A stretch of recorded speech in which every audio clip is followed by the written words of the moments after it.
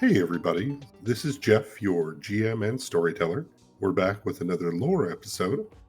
As always, these lore episodes are here just based on questions people have or to help expand or explain things about the world. You don't have to listen to these, but if you'd like to, they'll help give some depth and maybe explain things a little better for you.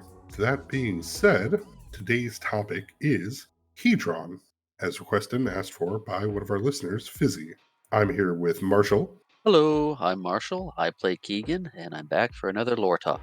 So, in world, historians dispute or disagree with where Hedron came from. Many believe it was brought in during the wars with Mechanus. Some claim that it was left over from when the World Tree was destroyed, following the river Styx to create Thus. And a few say that they've always been here, cast in the lower fields of Chinovos, where people have been able to exploit and use it to create flying ships, vehicles, tune psionic powers, and things like that. So some basics about Hedron. It's naturally planar buoyant, so it does on its own just kind of float around. Most Hedron shards, or even the larger ones, that can range the size of homes, if not larger, all take on kind of a polyhedronic shape. Imagine your D10s, your D8s, D6s, and whatnot.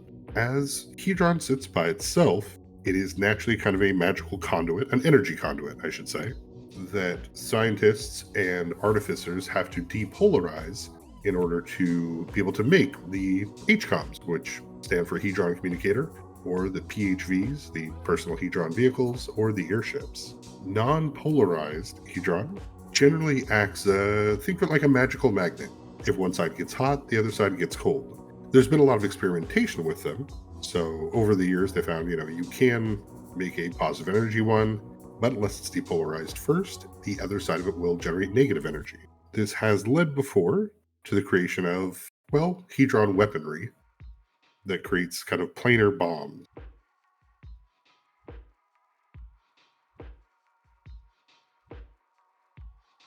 The Hedron bomb, or H bomb. The Hedron bomb, which effectively is where you charge one side of it so much that it becomes heavy, where it collapses through the plane, while the other side becomes so charged that it flies through the top of the plane, and eventually where they re-meet, they will land with destructive force. The famous scientist, Dr. Redacted, had their laboratory as well as journals destroyed by their children in order to make sure that this knowledge was never passed on. That is a good thing. We wouldn't want that information getting out. They have found that elemental energy stacks more easily in depolarized shards, allowing it to kind of expand exponentially. So people who have the ability to cast spells can charge Hedron with it in order to make it an energy source. I think that's a lot of the mechanical side of it. Marshall? Does Hedron have a specific color from before when it's mined? Is it just a clear crystal? Does it have a different hue? Give our listeners an idea of what they're kind of picturing in their head. I've always considered them kind of burnished metal colors. So shining on one face kind of thing. Think coppers, bronzes, golds, things like that. Okay. Similar to those iridescent cars you see, where you look at it different and it changes. Correct. Like cars or those beetles. So the Hedron fields, or where the Hedron is mined at, is on the southern half of Shinovos. Correct. Genovos, you may remember from our episode on Sulane, we touched a little bit into the fundamentalists who left the main continent, went and took over that area. This is where eventually corporations like Mercadine expanded to and were able to start harvesting the Hedron. Oswald wears Hedron mining gear, which allows him to propel himself around the city. But it's normally used for the miners there to be able to launch themselves up into the air to take away shards of this giant floating rock. Correct. Since it's kind of up and down on all over the place, you need to get around pretty easily. Hedron really didn't take off in the game until I want to say after Big Campaign 4. It was a large part of kind of the expansion into the industrial era.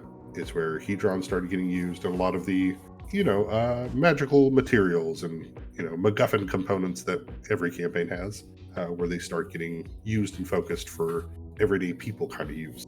That's where they started experimenting with it with other materials, trying to figure out what it could be used for, all of its purposes, started incorporating it into machinery.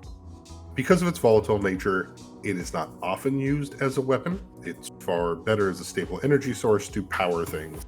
Though every once in a while, somebody will find a new and creative way to turn Hedron into something that can be used violently, much like Dr. Redacted. And that was Kirk Constant's father that he used the time blade on. Oh yeah, this is we're in the world of BC7, so liquid Hedron hasn't become a thing yet.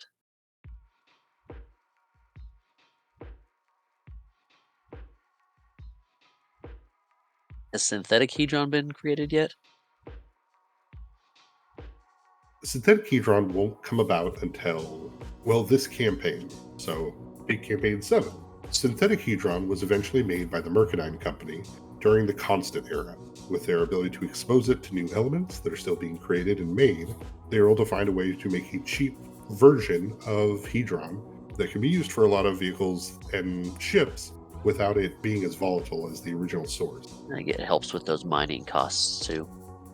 Correct. So, let's say a very wealthy person, let's say someone like Estelle Del Rose, would have probably paid for a real Hedron engine, versus the smaller shipping companies would probably have false Hedron. That makes sense. Does Mercadine control all of the Hedron that goes in and out? Mercadine is the main exporter and does have the majority of control, though Mercadine's very good about maintaining trade relations with Hedron, because if they were to try to lock it down, that could spark another corporate conflict. Definitely don't want corporate conflicts when the corporations work as small armies and nations as well. Though currently a lot of the vehicles run on Hedron or use Hedron to some extent, like trains, as well as the planes that Oswald's father flies. Correct. There's a little bit that you've probably heard in the background or as an offhanded comment in the podcast about things like starborne frigates, which are companies that are outside of the plane that travel to different planes to try to exploit resources. There is a little bit of a space gold rush in the game to try to get to the plane of Acheron, or what's left of it, to be able to bring back new sources of raw Hedron. I mean, it's a versatile resource that we use in the world for travel, for energy, for weapons, communication. It's tangible electricity, basically. Mm-hmm. Yeah, and with the connection to the constant, the plane of information that surrounds the plane, it allows Hedron to resonate with new realms and open up new ways for people to be creative with the creation of objects that use it. The door that was being used by the Blink Dogs, is that Hedron powered? That is not. The Blink Dogs have access to doors that use the constant for travel, created by a scientist, Bardu, but that's all stuff that you might find out later in the game. That doesn't have anything to do with Hedron, so we'll just ignore that for now. Sounds good. Be good to get a little information on that door without actually giving information. Not related to this. Don't talk about it. Is the Wrecker a Hedron vehicle? The Wrecker is a Hedron vehicle. Most vehicles are Hedron powered, or any not Hedron powered, I should say. Correct, yeah. 90% of the vehicles are Hedron powered. There are a few that are not, that use more of a kind of standard combustion style engine, but those are really only used for places that have anti-magic fields or areas like that that can prevent Hedron from functioning correctly. Okay, very similar to modern cars versus older cars being used in an area with an EMP blast. Correct. I don't think there's any more information that I can think of. Alrighty. That ends our section on Hedron. Of course, if there are any questions, you can reach us on all the socials, Twitter, Instagram, the Discord. Come join our Discord if you haven't. Yeah, if you want to come talk nerd with us, please do. Other than that, I think we're all set for the day. So, Marshall, anything else? No. I think that's it. Keep listening. It's good chatting with y'all. Please bring in more questions and we can do more lore episodes. All right.